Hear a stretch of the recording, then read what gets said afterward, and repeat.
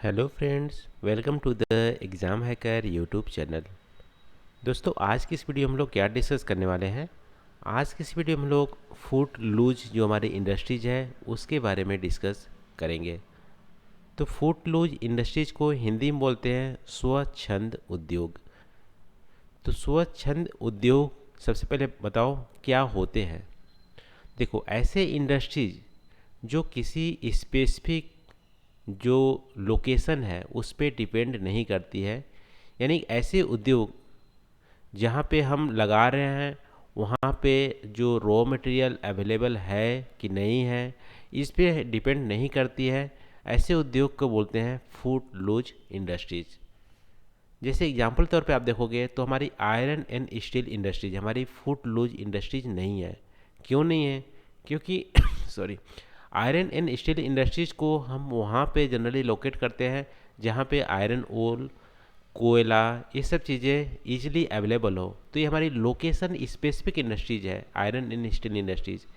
ऐसे ही आप देखोगे तो शुगर इंडस्ट्रीज भी हमारी लोकेशन स्पेसिफिक है, क्योंकि जहाँ पे शुगर होता है वहीं पे हम, जहाँ पे शुगर केन की प्रोडक्शन होती है वहीं पे शुगर इंडस्ट्रीज भी हम इंस्टॉल करते हैं। तो ऐसे इंडस्ट्रीज हमारे लोकेशन स्पेसिफिक होते हैं, वहाँ पे मिलने वाले लोकल जो स्पेसिफिक रॉ मटेरियल है उस पर डिपेंडेंट होते हैं।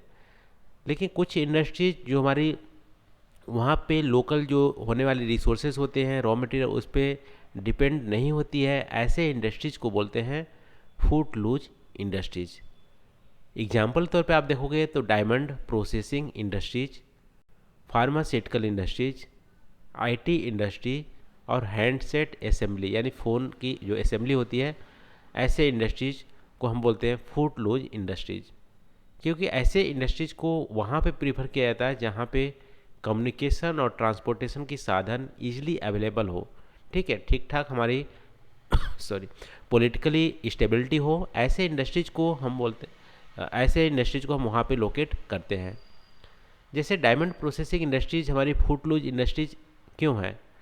क्योंकि वैसे देखोगे तो इंडिया में डायमंड की जो माइंस है वो इंडिया में लोकेटेड नहीं है। Most of the diamond mines आप देखोगे तो अफ्रीका या रसिया में लोकेटेड है। लेकिन इंडिया में डायमंड की जो प्रोसेसिंग है, डायमंड की कटिंग है, वो इंडिया में सबसे ज़्यादा की जाती है वर्ल्ड में। ठीक है, तो India largest diamond processing industries India में लोकेटेड है। और जनरली आपको मुंबई साइड आपको देखने को मिलेंगे जहाँ पे ट्रांसपोर्टेशन या कम्युनिकेशन के साधन हमारी ईजिली अवेलेबल हो। तो यहाँ पे आप देख सकते हो इंडिया में डायमंड तो माइन तो है नहीं, डायमंड है नहीं, फिर भी यहाँ पे इंडस्ट्री लोकेटेड है।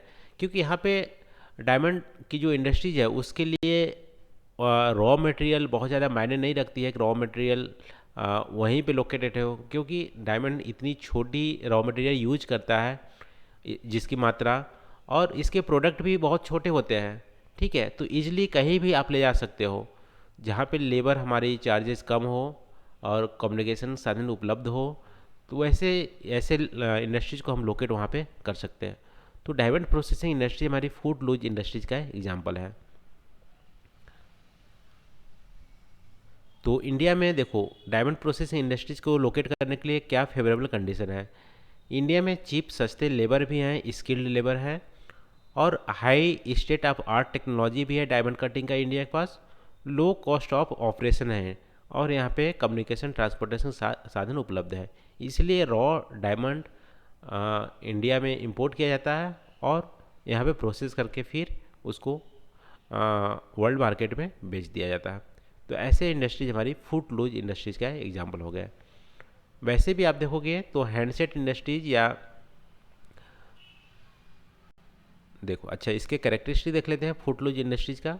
तो फूड लूज जो इंडस्ट्रीज होती है largely dependent on the component part that can be procured anywhere and can be, कहीं से भी मिल सकता है और कहीं से प्रोक्योर कर सकते हैं फूड लूज इंडस्ट्रीज जो कंपोनेंट होते हैं उसको। और इसकी जो इनपुट होती है स्मॉल क्वांटिटी में रॉ मटेरियल ज़रूरत पड़ती है, और इसके जो आउटपुट होते हैं वो भी हमारे प्रोड्यूस जो होते हैं वो भी हमारी स्मॉल क्वांटिटी में होते हैं। जैसे डायमंड का एग्जांपल ले लो, तो इसकी रॉ मटेरियल बहुत कम हम यूज़ करते हैं, तो उसी लोकेशन में इंडस्ट्री लगाना हमारे लिए फ़ायदेमंद, मतलब ज़रूरी नहीं है कि उसी लोकेशन में लगे। इसके अलावा फूड लूज जो जो हमारी इंडस्ट्री जो होती है वो हमारे पॉल्यूशन नहीं फैलाता है, नॉन पोल्यूटिंग इंडस्ट्री होती है।